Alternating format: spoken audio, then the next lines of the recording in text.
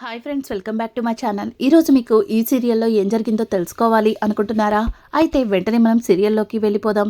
ఇక అవనిని చంపడానికి పల్లవి వేసిన ప్లాన్ ప్రకారం ఇక ఆ లిఫ్ట్ని కరెక్ట్గా అవని మీద పడేలాగా సెట్ చేస్తారు. ఇక అవని వచ్చి అదే ప్లేస్లో నుంచునేసరికి ఒక్కసారిగా ఆ లిఫ్ట్ బటన్ని ఆన్ చేస్తాడు. పల్లవి మనిషి అయితే ఇక అది అవని మీద పడబోతూ ఉండగా ఇంకా ఒక్కసారిగా పరిగెత్తుకుంటూ చక్రధర్ అయితే అమ్మ అవని అంటూ ఇక అవనిని ముందుకు నెడతాడు. సరిగ్గా అది చక్రధర్ భుజం మీద పడుతుంది. ఇక చక్రధర్ భుజానికి బలంగా గాయం తగలడంతో ఇక అందరూ కూడా పరుగు పరుగున అక్కడికైతే వస్తారు. ఇంకా పల్లవి ఇదంతా చూసి, డాడ్, నేను వేసిన ప్లాన్ని చెడగొట్టేశావు కదా డాడ్ అని చెప్పి ఇక పల్లవి తన మనసులో అనుకుంటూ ఇంకా తనకి కూడా ఏమీ తెలియనట్టు డాడ్, ఏమైంది డాడ్ అని అనుకుంటూ ఇక చక్రధర్ దగ్గరికి వస్తుంది. ఇంకా చక్రధర్ని అందరూ కూడా హాస్పిటల్కి తీసుకెళ్తారు. ఇంకా చక్రధర్కి లోపల ట్రీట్మెంట్ చేస్తూ అమ్మా, చాలా బ్లడ్ లాస్ అయింది, ఆయనకి బ్లడ్ కావాలి అని అడగడంతో ఒక్కసారిగా ఇక పల్లవి, ఆయన మా డాడే, మా డాడ్కి నేనిస్తాను బ్లడ్ అని చెప్పి ఇంకా పల్లవి అయితే తన బ్లడ్ ఇవ్వడానికి ముందుకెళ్తుంది. ఇక పల్లవి బ్లడ్ శాంపిల్ని తీసుకుని అమ్మా, ఆయన బ్లడ్తో నీ బ్లడ్ మ్యాచ్ అవ్వట్లేదు అని చెప్పడంతో ఇక అవని అయితే అలాగే చూస్తూ ఉంటుంది. చూడండి, త్వరగా బ్లడ్ ఇవ్వకపోతే ఆయన ప్రాణాలకే ప్రమాదం. ఆయన ఇప్పటికే చాలా బ్లడ్ లాస్ అయ్యి చాలా స్పృహ లేకుండా పడి ఉన్నారు అని చెప్పడంతో ఇక అక్షయ్ అయితే అవని, నువ్వెవరికి బ్లడ్ ఇవ్వనక్కర్లేదు. 30 సంవత్సరాల నుంచి అతను మిమ్మల్ని వద్దనుకొని మీ నుంచి దూరంగా మీకు అలాగే అత్తయ్య గారికి అన్యాయం చేశాడు. ఇప్పుడు కొత్తగా మారిపోయానంటూ మన ముందుకొస్తే మనం నమ్మేస్తామా ఏంటి? చూడు, అట్లాంటివన్నీ బ్రతికిస్తే విషం చుమ్మే పాముకి పాలు పోసినట్టు అవుతుంది అని చెప్పి ఇక అక్షయ్ మాట్లాడుతూ ఉంటే పక్కన ఉన్న కమల్, అవునొదినా, అట్లాంటివన్నీ అస్సలు కాపాడకూడదు అంటూ ఇంకా కమల్ కూడా మాట్లాడుతూ ఉంటాడు. ఇంతలో పార్వతి, రే ఏంట్రా, ఏం మాట్లాడుతున్నారు మీరు? చూడండి, ఆయనే కనుక లేకపోతే ఈరోజు అవని మన కళ్ళ ముందు ఉండుండేది కాదు. ఆయనే కదా అవనిని కాపాడింది అని అంటుంటే ఇక ఇంతలో శ్రీకర్ కూడా, అవునన్నయ్య, మనం ఆ చక్రధర్ మీదున్న కోపంతో అలా మాట్లాడుతున్నాం కానీ వదిన ప్రాణాలు కాపాడింది ఆయనే కదా అని చెప్పి ఇక కమల్ కూడా మాట్లాడతాడు. ఒక్కసారిగా అవని, అవునండి, ఈరోజు చక్రధర్ గారే లేకపోతే ఈ అవని మీ కళ్ళ ముందిలా నిలబడి ఉండేది కాదు. ఆయన స్థానంలో నేనుండేదాన్ని, నేనిస్తాను బ్లడ్ అని చెప్పి ఇక అవని అయితే తన శాంపిల్ని డాక్టర్కి ఇవ్వడంతో ఇద్దరు బ్లడ్ మ్యాచ్ అయిందని ఇక అవని తన బ్లడ్ని చక్రధర్కి అయితే ఇస్తుంది. ఇక చక్రధర్కి సర్జరీ చేసి కొంతసేపటి తర్వాత డాక్టర్ అయితే బయటికి వస్తాడు. ఇక అప్పటికే నిజం తెలుసుకున్న మీనాక్షి అలాగే భరత్ ఇక కుటుంబ సభ్యులందరూ కూడా అక్కడికి చేరుకుంటారు. ఇక మీనాక్షి అయితే, అమ్మా అవని, ఏమైందమ్మా మీ నాన్నగారికి అని అంటూ ఉంటే ఇక ఇంతలో డాక్టర్ బయటకొచ్చి, చూడండి, పేషెంట్ ఇప్పుడు బాగానే ఉన్నాడు, కానీ ఆయన్ని ఎవరూ కదపకండి, ఆయన ఇంకో గంటలో స్పృహలోకి వస్తారు అని చెప్పి ఇక డాక్టర్ అక్కడి నుంచి వెళ్ళిపోతారు. ఇక అవని అయితే, విన్నావు కదమ్మా, డాక్టర్ గారు ఏం కాలేదన్నారు కదా, ఇక నువ్వు కంగారు పడకు అంటూ ఇక మీనాక్షికి నచ్చ చెప్తుంది. ఇక ఇంతలో అక్కడికి ఇక రాజేశ్వరి కూడా వస్తుంది. రాజేశ్వరిని చూసిన పార్వతి అయితే, రాజేశ్వరి అంటూ ఇక రాజేశ్వరి దగ్గరికి వెళ్ళబోతూ ఉంటే రాజేశ్వరి, అక్కర్లేదు, మీ ఎవరి ఓదార్పులు నాకు అక్కర్లేదు. చేసుకున్న పాపానికి ఆ మనిషి ఎక్కడున్నా సరే బ్రతికుండాలని చిన్న ఆశతో ఇక్కడికి వచ్చాను. ఆయనిప్పుడు ఎలా ఉన్నాడు అని చెప్పి ఇక పల్లవి వైపు చూసి అడుగుతూ ఉంటే పల్లవి రాజేశ్వరి దగ్గరకు వచ్చి, మామ్, డాడ్కి ఏం కాదట, బాగానే ఉన్నారు, మీరేం కంగారు పడకండి, అయినా మీ ఆరోగ్యమే బాగాలేదు, మీరెందుకు వచ్చారు అని చెప్పి ఇక పల్లవి అయితే రాజేశ్వరితో మాట్లాడుతూ ఉంటే రాజేశ్వరి, ఏం చేస్తాం, ఎంత మోసం చేసినా, ఎంత అన్యాయం చేసినా మెడలో తాళి కట్టాడు కదా, అందుకే వచ్చాను అంటూ ఇక రాజేశ్వరి అయితే ఒక దగ్గర కూర్చుంటుంది. తనకి ఎదురుగా ఉన్న మీనాక్షిని చూసి కోపంతో రగిలిపోతుంది. ఇక మీనాక్షి అయితే తను చిన్నగా రాజేశ్వరి దగ్గరికి వెళ్ళి, ఎవండి అని పిలవడంతో, వద్దు, నువ్వు నన్ను పిలవద్దు, చూడు, నువ్వు నా ఎదురుగా కనిపిస్తున్న ప్రతిసారి కూడా నువ్వు బ్రతకాల్సిన జీవితాన్ని నేను తీసుకున్నానే అన్న చిన్న చిన్న గిల్టీ ఫీలింగ్, చూడు, నీ వల్ల నా జీవితం ఇలా అయిపోలేదు. ఆయనకి డబ్బాస ఉండడం వల్లే నా జీవితం ఇలా అయిపోయింది. దయచేసి నన్ను ఇబ్బంది పెట్టద్దు అంటూ ఇక అక్కడి నుంచి లేచి వెళ్తూ కానీ నా జీవితం ఇలా మారిపోవడానికి కారణం మాత్రం ఒక విధంగా నువ్వు నీ కూతురే అంటూ ఇక రాజేశ్వరి అయితే అక్కడి నుంచి వెళ్ళిపోతుంది. ఇక పెద్దావిడైతే ఒసై ఎందుకే ఇక్కడికి కూడా తయారయ్యారు, మాకు మనశ్శాంతులు లేకుండా.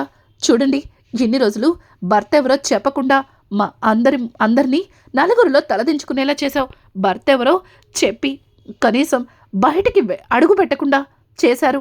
ఇంకా ఏం సాధిద్దామని ఇక్కడ కూడా తయారయ్యారు అంటూ ఇక పెద్దావిడైతే చెడమడ తిట్టేసి అక్కడి నుంచి వెళ్ళిపోతుంటే ఇక పార్వతి, అత్తయ్య ఏంటత్తయ్య, పెద్దవాళ్ళు మీరు అర్థం చేసుకోవాల్సింది పోయి మీరే అవనిని వాళ్ళ అమ్మగారిని ఇలా మాట్లాడడం ఏమాత్రం కూడా బాగాలేదు అని అంటుంటే, చూడు పార్వతి, నీ కోడల మీద నీకు చెప్పలేనంత ప్రేమ ఉండొచ్చు, కానీ నీ కోడలు అలాగే నీ కోడలు తల్లి వల్ల నా కూతురు చావు బతుకుల దాకా వెళ్ళింది. అందుకే నాకు వీళ్ళ విషయంలో ఎక్కువ మాట్లాడాలని అనిపించలేదు. అసలు వాళ్ళుంటున్న చోట్లోనే నాకు ఉండాలని అనిపించలేదు. అందుకే నేను నా కూతురు దగ్గరికి వెళ్ళిపోయాను అంటూ ఇక పెద్దావిడైతే వెళ్తూ పల్లవి వైపు చూసి, చూడు, మీ నాన్న ఎప్పుడు ఎలా ఉందో కాస్త ఫోన్ చేసి చెప్పు, లేకపోతే అక్కడ నా కూతురు అల్లాడిపోతుంది అంటూ ఇక పెద్దావిడైతే అక్కడి నుంచి వెళ్ళిపోతుంది. ఇక కొంతసేపటికి నర్స్ బయటకొచ్చి పేషెంట్ స్పృహలోకి వచ్చాడు అని చెప్పడంతో ఇక అందరూ కూడా చాలా అంటే చాలా సంతోషంగా లోపలికి వెళ్ళబోతూ ఉంటే ఇక నర్స్ అయితే, ఆగండి, అందరూ కాదు, ఒక్కొక్కరుగా వెళ్ళి పేషెంట్ని కలవండి. అలాగే ఆయన అవని అని ఎవరినో కలవరిస్తున్నారు, ముందు ఆవిడ వెళ్తే బాగుంటుంది అని చెప్పడంతో ఇక అందరూ కూడా అవని వైపు చూస్తారు. ఇక పల్లవి అయితే, ఓ ముందొచ్చిన ఎన్ని రోజులు నా మీద చూపించిన ప్రేమంతా అబద్ధమేనా? ఇప్పుడు ఈ అవని మీద డాడ్కెందుకు ఎవలేని ప్రేమ కారిపోతుంది అంటూ ఇక పల్లవి అయితే అవని వైపు చూసి పట్టుపట్ట పళ్ళు కొరుకుతూ కోపంతో రగిలిపోతుంది. ఇక అవని అయితే చక్రధర్ దగ్గరికి వెళ్ళేసరికి చక్రధర్, అమ్మ అవని అంటూ ఇక అవనిని చూసి లేవబోతూ అమ్మ అని చేతిని పట్టుకుంటాడు. ఇక అవని అయితే చక్రధర్ వైపు చూసి, ఎందుకు ఇలా చేశారు, మీకేమన్నా అయితే అని అంటుంటే, చూడమ్మా అవని, ఎన్ని రోజులు మిమ్మల్ని దూరం పెట్టి ఎంతగానో ఇబ్బంది పెట్టాను. కనీసం మీ మీద ఉన్న ప్రేమనన్నా చూపించుకునే అవకాశాన్ని ఆ దేవుడు నాకు ఈ విధంగా కలిగించాడేమో అని చెప్పడంతో, ఇప్పుడు మీకు ఎలా ఉంది అని చెప్పి అవని అయితే ఇక చక్రధర్ని అడుగుతుంది. పర్లేదమ్మా, బాగానే ఉన్నాను. కూతురి రక్తం ఒంట్లో ప్రవహిస్తుంది కదా, మళ్ళీ నాకు కొత్త ఆయుష్ వచ్చినట్టుంది అని చెప్పి ఇక చక్రధర్ అయితే అవని వైపు ఆప్యాయంగా చూస్తాడు. ఇక అవని అయితే, సరే రెస్ట్ తీసుకోండి, ముందుగా నేను లోపలికి రావడం వల్ల అక్కడ పల్లవి కోపంతో రగిలిపోతుంది, తనతో మాట్లాడండి అంటూ ఇక అవని వెళ్ళబోతుంటే, అమ్మ అవని ఆగు అంటూ ఇక చక్రధర్ అయితే అవని చెయ్యి పట్టుకుంటాడు. ఒక్కసారిగా అవని చక్రధర్ వైపు చూసి ఏంటన్నట్టుగా ఆశ్చర్యపోతుంది. ఇక అవని, మర్చిపోయాను, మీరు నాతో ఏదో చెప్పాలి అన్నారు కదా, అది ఇప్పుడు చెప్పాలని అనుకుంటున్నారా? వద్దండి, ఇప్పుడు మీకు బాగలేదు కదా, మనం తర్వాత మాట్లాడుకుందాం, ముందు రెస్ట్ తీసుకోండి అంటూ ఇక అవని వెళ్ళబోతుంటే, లేదమ్మా, నీకు ఈ నిజాన్ని ఇప్పుడే చెప్పాలి, ఇది నువ్వు అర్థం చేసుకుంటావని అనుకుంటున్నాను అని చెప్పడంతో ఇక అవని, అసలు ఏం నిజం చెప్పాలనుకుంటున్నారు, దేని గురించి మీరు ఇంతగా ఆలోచిస్తున్నారు అంటూ ఇక అవని అడగడంతో చక్రధర్, చెప్తానమ్మా, చెప్తాను, కానీ ఈ నిజం తెలిసిన తర్వాత నువ్వు ఎట్లాంటి నిర్ణయం తీసుకోకూడదు, ముఖ్యంగా పల్లవిని నీ సొంత తోడు పుట్టిన చెల్లెల్లాగే చూసుకోవాలి అని చెప్పడంతో ఇక ఒక్కసారిగా చక్రధర్ చెప్పిన మాటలకి అవని షాక్ అవుతుంది. ఏమంటున్నారు, పల్లవిని నా సొంత చెల్లెల్లా చూసుకోవాలా, అసలు మీరు దేని గురించి చెప్పాలనుకుంటున్నారు అని అంటుంటే, అవునమ్మా, 30 ఏళ్ళుగా ఈ నిజం నా గుండెల్లోనే ఉండిపోయింది, నేను ఇప్పుడు కూడా ఈ నిజాన్ని బయట పెట్టకపోతే మీ అమ్మని అలాగే రాజేశ్వరిని మోసం చేసినట్టు ఇప్పుడు నిన్ను పల్లవిని కూడా మోసం చేసిన వాడినవుతాను. కానీ ఈ నిజం చెప్తే పల్లవి తట్టుకోలేదు, నువ్వు అర్థం చేసుకుంటావు అనుకుంటున్నాను అంటూ ఇక చక్రధర అయితే, చూడమ్మా పల్లవి, నువ్వు వేరు కాదు, ఒక్కరే అని చెప్పడంతో ఒక్కసారిగా అవని, అసలు మీరు ఏం చెప్పాలనుకుంటున్నారు? మా ఇద్దరికి తండ్రి మీరే అయినప్పుడు మేమిద్దరం ఒక్కరమే ఎందుకు అవుతాం? అయినా మా అమ్మ మీనాక్షి, పల్లవి తల్లి రాజేశ్వరి పిన్ని, చూడండి, మీరు మా ఇద్దరి మధ్యలో దూరం పెరగకూడదని ఏదో చెప్పాలని అనుకుంటున్నారనైతే అర్థమైంది. కానీ ఇప్పుడు నేనది వినడానికి సిద్ధంగా లేను అంటూ ఇక అవని లేచి చాలా ఆవేశంగా బయటకైతే వెళ్ళిపోతుంది. ఇక ఇంతలో పల్లవి అయితే, డాడ్, చాలా బాగుంది డాడ్, మీరు నేనంటే ఎంతో ప్రేముంది అనుకున్నాను, కానీ మీకిప్పుడు నాకంటే ఆ అవనిని ఎక్కువైపోయింది కదా. చివరికి ఇట్లాంటి పరిస్థితుల్లో కూడా మీరు అవనిని ముందుగా చూడాలి అనుకున్నారు కదా అని చెప్పి ఇక పల్లవి లోపలికొచ్చి చక్రధర్తో గొడవ పడుతుంది. ఇక చక్రధర్ అయితే, బేబీ, అలా ఏం కాదు బేబీ, నేను చెప్పేది కాస్త విను. చూడు బేబీ, అక్కడ సైడ్ దగ్గర ఈ ప్రమాదం జరగడానికి కారణం నువ్వు కాదు కదా అని అంటుంటే, చూడండి డాడ్, మీ సహాయం లేకుండా నేను ఏమీ చేయలేనని ఆల్రెడీ ప్రూవ్ చేసేశారు. ఇప్పుడు మీ సహాయం లేకుండా ఇవన్నీ నేనెందుకు చేస్తాను? అయినా ఆ అవనిని చంపితే నాకేమొస్తుంది అని చెప్పి ఇక పల్లవి అయితే చక్రధర్తో మాట్లాడుతూ ఉంటే, చూడు బేబీ, ఇప్పటికీ జరిగినవన్నీ చూసిన తర్వాత నువ్వు అవని మీద కోపంతో రగిలిపోతున్నావు. పైగా నీ గురించి అవనికి నిజం తెలిసిపోయిందని నువ్వు అవని విషయంలో చాలా అంటే చాలా భయపడుతున్నావు. వీటన్నింటినీ తట్టుకోవాలి అంటే అవని ఉండకూడదని నువ్వు నిర్ణయించుకున్నావు నాకు తెలుసు. ఇదంతా ప్లాన్ చేసింది కూడా నువ్వే అని నాకు తెలుసు అని చెప్పి ఇక చక్రధర్ అయితే పల్లవి మనిషిని కలిసి ఇక నిజం తెలుసుకున్న విషయాన్ని పల్లవితో చెప్తాడు. అది ఆపాలని అక్కడికొచ్చాను, కానీ అప్పటికే అక్కడ నువ్వు అనుకున్నట్టుగానే అవనిని చంపడానికి అంతా సిద్ధమైపోయింది. ఇక నా కూతుర్ని ఎలా కాపాడుకోవాలో అర్థం కాక నా ప్రాణాల్ని అడ్డు వేశాను అంటూ ఇక చక్రధర్ మాట్లాడుతూ ఉంటే, చూడండి డాడ్, మీరు మంచిగా మారిపోయి ఆ అవనిని కాపాడాలి అనుకుంటున్నారు.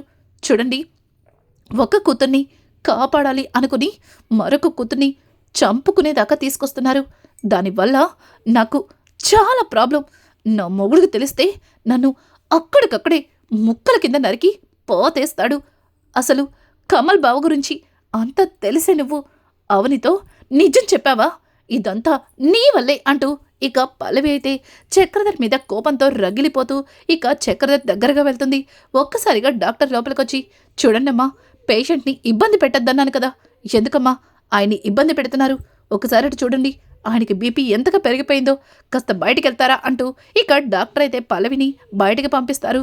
ఇక ఇక్కడ చూస్తే అవని అయితే, చక్రధర్ నాతో ఏం చెప్పాలనుకున్నాడు? అసలు చక్రధర్ నాకు చెప్పే నిజం విషయంలో ఎందుకు అంతలా కంగారు పడుతున్నాడు?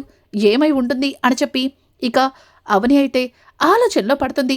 ఇక ఇక్కడ చూస్తే చక్రధర్ అయితే తన మనసులో అవనికి ఎలా అయినా సరే ఈ నిజం చెప్పాలి, అవని అర్థం చేసుకుంటుంది, అవని ఖచ్చితంగా మళ్ళీ నా కుటుంబాన్ని ఒక్కటి చేస్తుంది అని చెప్పి ఇక చక్రధర్ తన మనసులో అనుకుంటాడు. ఇక ఇక్కడ చూస్తే పార్వతి అయితే, అమ్మా అవని, ఏంటమ్మా బాధపడుతున్నావు? ఎంతైనా ఆయన మీ కన్న తండ్రే. ఈ బాధంతా అందుకే కదా. చూడు, డాక్టర్ గారు చెప్పారు కదా ఆయనకేం కాదని అని అంటుంటే, అది కాదత్తయ్య, ఆయన నాతో ఏదో మాట్లాడాలి అన్నారు. అదేంటో నాకు అర్థం కావట్లేదు. ఇది తెలిసిన తర్వాత నువ్వు పల్లవితో సొంత అక్కలాగా ప్రేమగా ఉండాలి అంటున్నారు. అసలైనా ఏం చెప్పాలనుకుంటున్నారో, ఏం చెప్తే ఏం జరుగుతుందని ఆలోచిస్తున్నారో నాకేం అర్థం కావట్లేదు అంటూ ఇక అవని మాట్లాడుతూ ఉంటే, ఇంతలో అక్షయ్, చూడవని, ఆయన ఇప్పటికీ చాలా చేశారు. ఆయన చేసిన పని వల్ల అత్తయ్య గారు అందరితో నానా మాటలు పడ్డారు. అలాగే కన్న తండ్రి ఎవరో చెప్పుకోలేక, ఎవరికి పుట్టావో అర్థం కాక కొన్నాళ్ళు ఒక అనాథగా పెరిగి ఎన్నో ఎన్నో ఇబ్బందులు పడ్డావు. చూడు, మళ్ళీ ఆయన్ని తండ్రిగా యాక్సెప్ట్ చేసి మరొక ఊబిలో కూరుకుపోవద్దు అంటూ ఇక అక్షయ్ అయితే ఆవేశపడుతూ ఉంటాడు. ఇక ఇంతలో మీనాక్షి, చూడు బాబు, అవనికి జరిగిన విషయంలో నువ్వు చాలా బాధపడుతున్నావని నాకు అర్థమైంది. కానీ ఆయన నిజంగానే మారిపోయారు బాబు. మనందరి సంతోషాన్ని కోరుకుంటున్నారు.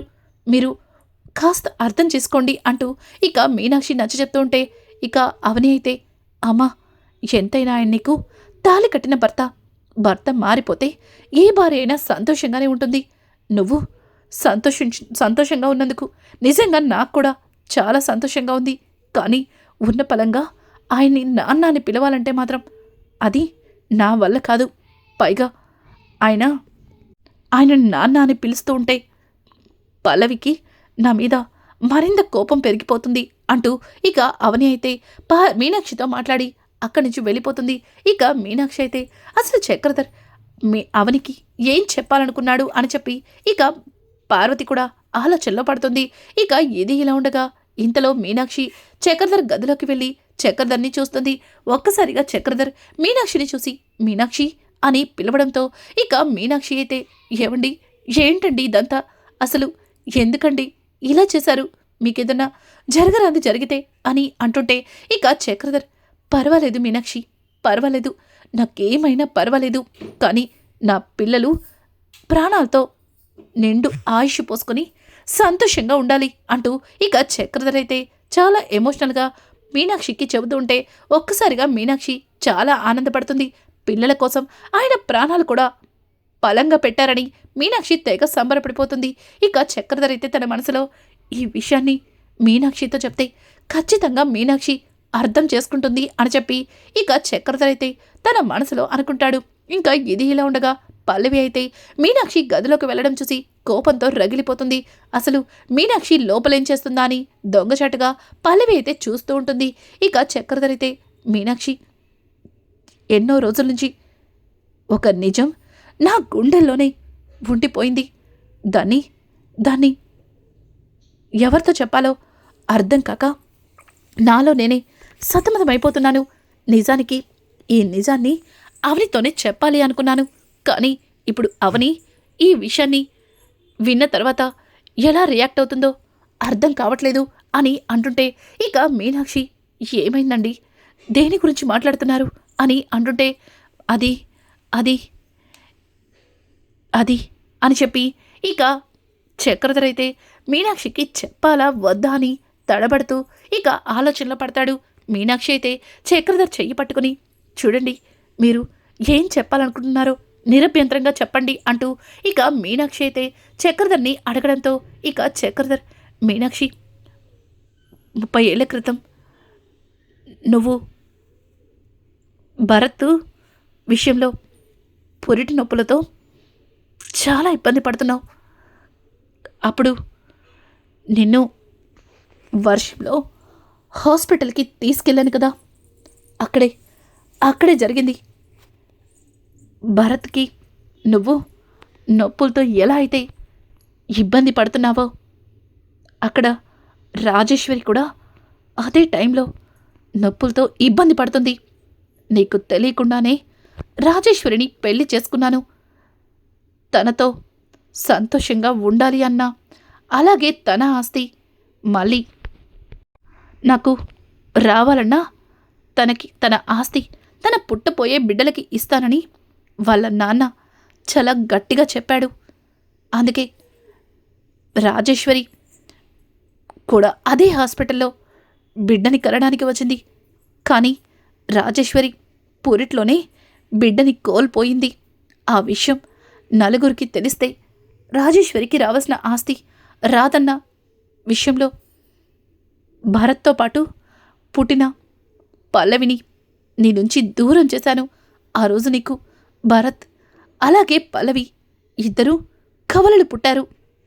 భరత్ని నీ దగ్గరే ఉంచి పల్లవిని నీ దగ్గర నుంచి తీసుకెళ్ళి రాజేశ్వరి పక్కన వేశాను.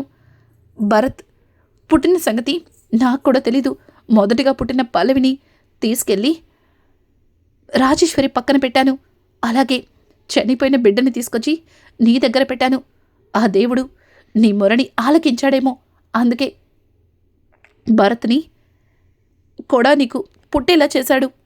ఇక ఆస్తి కోసం నీ నుంచి పల్లవిని దూరం చేసి రాజేశ్వరికి తన బిడ్డగా దగ్గర చేశాను. నిజానికి రాజేశ్వరికి ఎటువంటి పిల్లలు పుట్టలేదు.